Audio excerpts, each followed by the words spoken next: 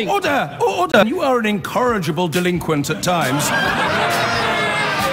Behave yourself, man!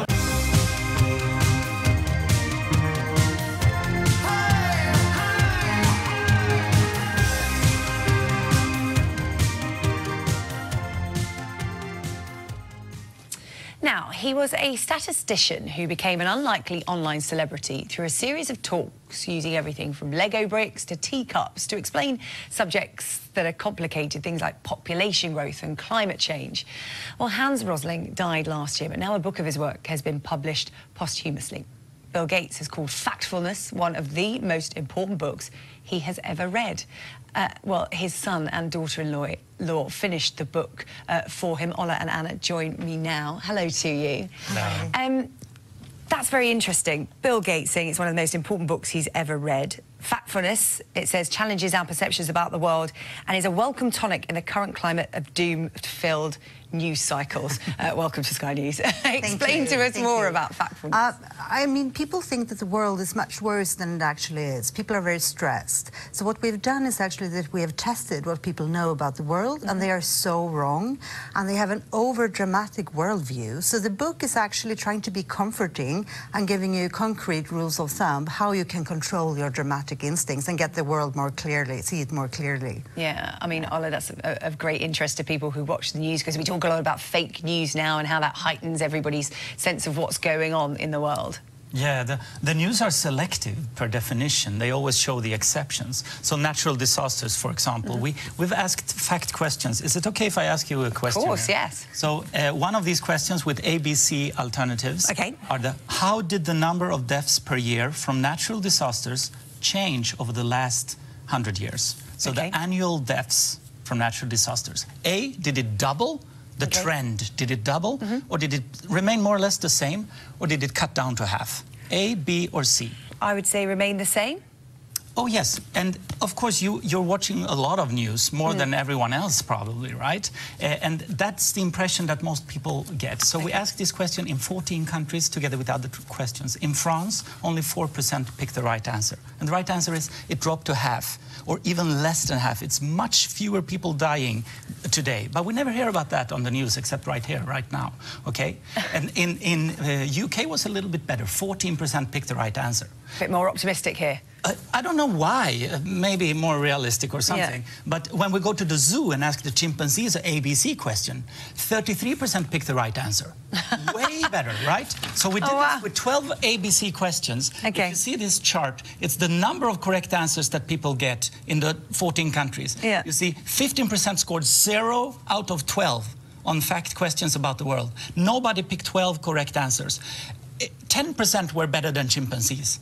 Chimpanzees get 4 out of 12 questions right. That's putting everything into This perspective. is why Bill say it's one of the most important books. We're showing that people, majority of us, are suffering from an over-dramatic worldview, which is very stressful and leads to many wrong decisions about the global future. And that is, I mean, one thing is that we have tested the general public. You could think that I'm fine because I have a high education and or a very nice degree, but unfortunately we've been measuring in meetings as well, high-stake meetings, Davos, and talk to Nobel laureates and within big corporations and stuff, and it doesn't seem to help that much. It's actually about the same, even in these environments. So the book is giving you rules of thumbs for critical thinking about the information you get about the world. So when you see or hear information, it's helping you to interpret it differently. So the first rule of thumb is when you hear a story about gaps increasing, a gap story, you recognize it and say, okay, if you pick the 10% poorest and the 10% richest, there will always be a gap, and that's where the 80% are, the majority. Remember, where are the majority? Whenever you hear a gap story. That's one of the rules of thumbs, and we got 10 of them. And if you make this part of your thinking habit, probably you can keep watching the news, because there are many problems in the world. We shouldn't look away from it. This is not an optimistic book. It's a possibilistic book. There are solutions that works. There are problems in the world. We just need to keep track of which are the big problems. Well, it's a very interesting book to talk about, because obviously everybody watching here this morning is a big consumer of the news here on Sky News. So thank you very much to you both, Ola and Anna, for talking to to us about Factfulness. Thank you. Thank you very much. I'm just going to tell my guests in the studio they don't need their headphones on, because as long as you can hear my voice, guys, then you can hear everything that you need to hear. And the reason why you are in the studio today is, well, I mean, I know it's a collaborative effort, but we should first of all mark the passing of your father, Hans Rosling, who died in last February at the age of 68. He was a truly inspirational figure, dedicated really to, in many ways, using evidence and statistics to make us feel a little bit better about the world that we inhabit than perhaps some of the other influences currently allow. So before I introduce you, I'm just going to play a little clip from this TED Talk that your dad gave in 2006 that in many ways set the world on fire.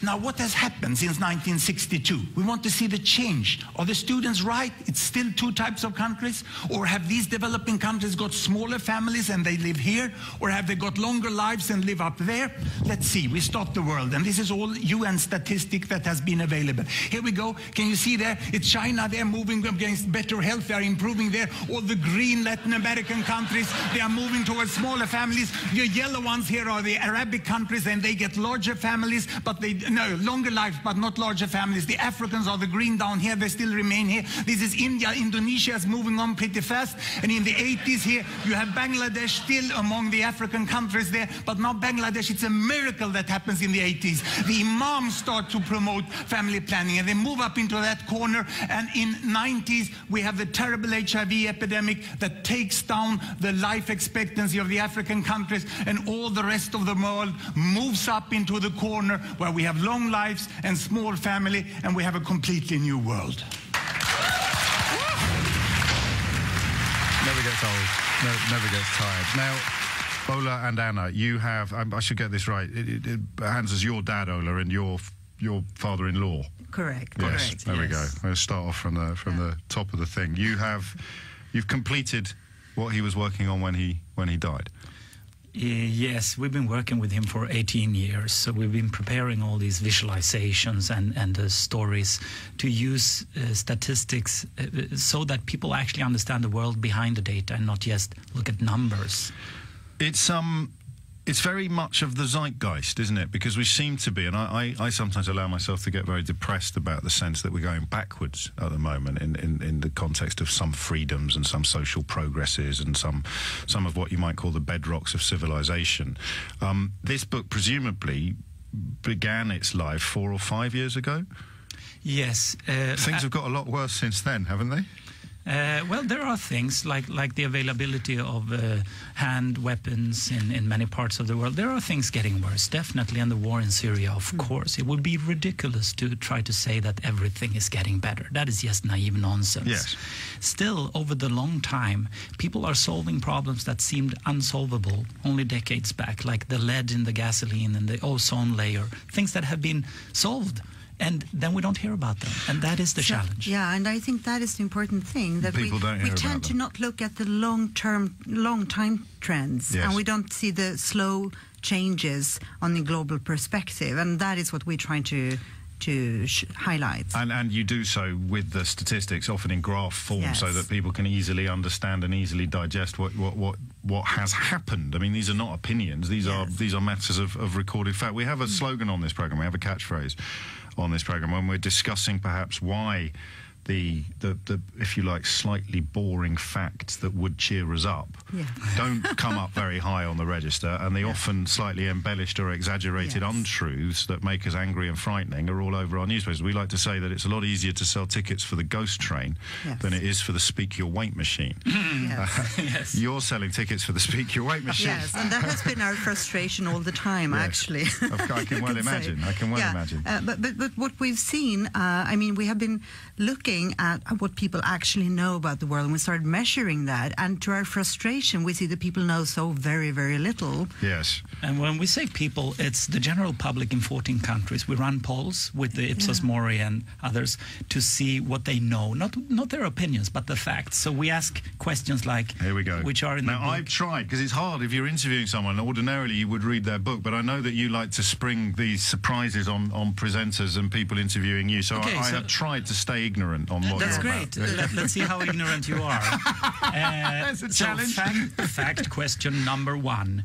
In all low-income countries across the world today, how many girls finish primary school? And I give you A, B, C, 3 alternatives. Yes. A, is it 20% of girls?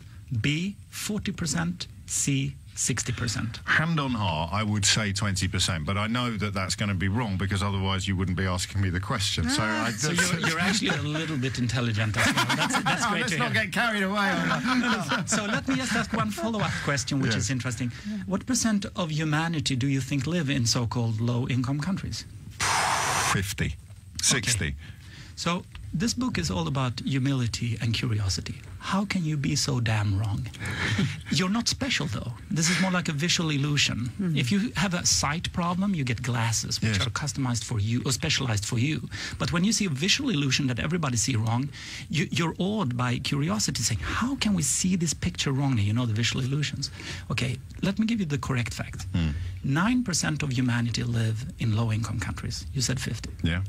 The circumstances there is that 60% of girls finish primary school in these few countries called low income. So the countries that are at the bottom of the scale Yes, you thought have that was a 60% success rate for the children. thing is that you answered exactly like the majority in all countries we have a question. And not only the majority of the general public, we have asked journalists, we went to the World Economic Forum at Davos, we checked their knowledge, and we've been to the fanciest academic conferences, like where the Nobel laureates meets the biomedicine researchers, and they score worse than, let me compare it with chimpanzees, because these are all ABC questions. So you can just push a button randomly. The chimp get every third right. Yes, when we ask course. 12 questions to the chimps, they get 4 points, okay? Yes. The humans on average get 2. The humbleness here is, instead of being ashamed when you're wrong, when 90% of people are wrong, worse than random, it means you shouldn't be ashamed. You should ask the curious question, how is this possible? How do we feed ourselves with a false worldview on such a systematic basis? And we don't know that we don't know. And the whole idea with this book is to actually give people some kind of a handbook.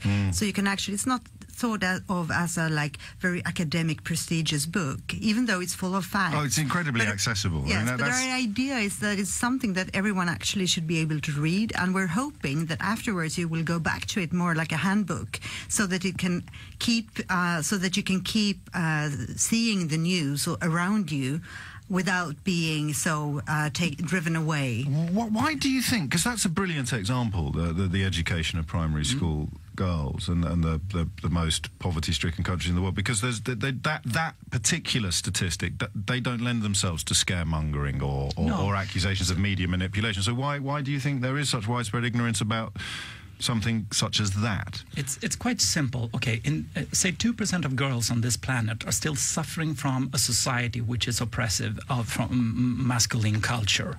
That's 2% of the girls. Those are reported all the time, and they should be. They should be. But then we fill our brains, and they become the 60%. They become the 80%, because the other girls who go to school, no big deal, no reporting happening. So we are confusing, like Don Kahneman writes in Thinking Fast and Slow, we are confusing what he called the availability of news in our heads. We're confusing with the size of the problem in reality. So it doesn't have to have a sinister subtext. Sometimes it is just how things unfold. That's what we're writing. Yeah. It's a brain. It's a quirk in our brain that make us see selective news as representative, and they are not. Still, we should care about these problems, right? So the book is teaching you rules of thumbs. We got 10 of them. Each chapter is, by the end, saying something like, you hear on the news about the gaps between the richest and the poorest, or the gap is increasing. Okay, recognize a gap story. It might be relevant, right? But as soon as you hear a gap story, ask yourself, where is the majority? They might be right there in the middle, where the gap is supposed to be. And that should give you a sense that for most people, the world might be getting better. Now this story is about the extremes on the outer end, the richest against. We got 10 of these in each chapter, which should let you keep listening to the news while maintaining a fact-based worldview as your big picture, not getting carried away by all the terrible drama that we need to keep pay attention to. And But we need the proportions.